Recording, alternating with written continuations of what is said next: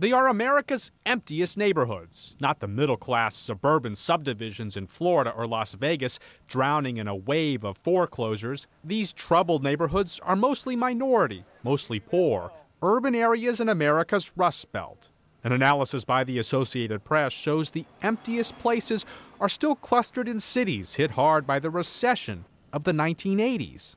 And you have sort of a downward spiraling effect where you have more vacancy and abandonment, you have the loss of values, more people then may leave those neighborhoods, and you have a devastating effect on the communities. The federal government wants billions to go toward rehabilitating homes and buildings here, or demolishing them. But the AP found money will make only a modest dent in the problem. It's the largest collection of Italianate architecture, historic architecture left in this country. In places like Cincinnati's Over-the-Rhine neighborhood, roughly 2 of every 3 homes are vacant or used by squatters.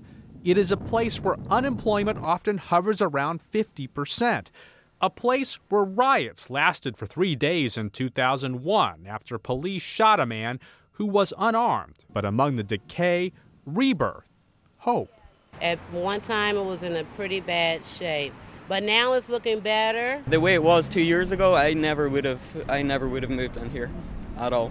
A not-for-profit group, backed by local business, is spending $84 million to rehab buildings here. The story of Over the Rhine is there were over 500 vacant buildings, and all of our redevelopment has really been in those vacant buildings. So we haven't acquired anything and moved people out of the neighborhood. It's really just bringing more diverse, good people back to the streets of the neighborhood. There are new shops, restaurants. More than 80% of the first new condos sold. Still, some here wonder about residents with lower incomes. It's homeless.